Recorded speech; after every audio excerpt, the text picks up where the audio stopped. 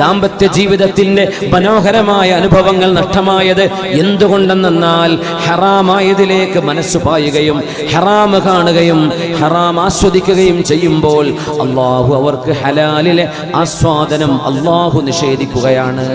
ഹറാമു കൊണ്ടല്ലേ നീ ആസ്വദിച്ചത്, നിനക്ക് നിന്റെ ഹലാലിന് വേണ്ട എന്ന് അല്ലാഹു തീരുമാനിക്കുകയല്ലേ അത്.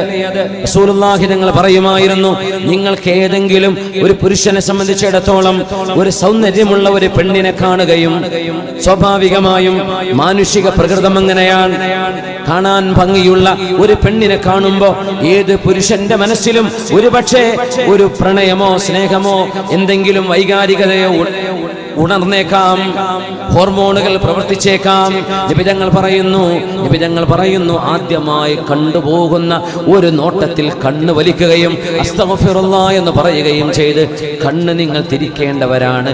അങ്ങനെ ഏതെങ്കിലും ഒരു പെണ്ണിനെ കണ്ട് നിങ്ങൾക്ക് ആവേശം തോന്നുകയാണെങ്കിൽ സ്വന്തം ഭാര്യയുടെ അരികത്തേക്ക് അവൻ വരട്ടെ. അവൻ കണ്ട ആ പെണ്ണിന്റെ അകത്ത് അവളിൽ എന്തുണ്ടോ അത് സ്വന്തം ഭാര്യയിലുണ്ട്. അത് ഹറാമിലേക്ക് പോവല്ലേ, അത് നിനക്ക് ഹലാലിൽ ലഭ്യമായിരിക്കെ ഹറാമിലേക്ക് പോവല്ലേ എന്ന് റസൂലുള്ളാഹി തങ്ങൾ പറഞ്ഞ ഹദീസ് എനിക്ക് തോന്നുന്നു ഇന്ന് ഏറ്റവും പ്രസക്തമാണ്. റസൂലുള്ളാഹി തങ്ങളുടെ പരിശുദ്ധമായ ഹബീബായ നബി തങ്ങളുടെ സ്നേഹമസൃണമായ ഇമ്പമുള്ള കുടുംബമാണ് നമ്മൾ കാണുന്നത്. സ്നേഹമുള്ള കുടുംബം. അവിടെ പരാതി ഉണ്ടായത് ഹബീബിന്റെ സ്നേഹക്കുറവിലല്ല, വയറൊട്ടിക്കഴിഞ്ഞപ്പോൾ പട്ടിണി കിടന്ന അവസ്ഥയിലാണ് അവർ ഹബീബിനോട് പരാതി പറഞ്ഞത്. അതും ആർഭാടം വേണമെന്നല്ല ചോദിച്ചത്, ഒരു നേരത്തെ ഭക്ഷണം വേണം നബിയേ.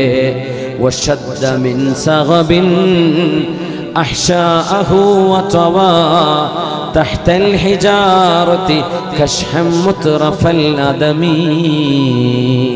ഹബീബായ നബിയുടെ മിനുമിനുത്ത വയറ്റത്താണ് നബിതങ്ങൾ കല്ല് വെച്ച് കെട്ടിയത്.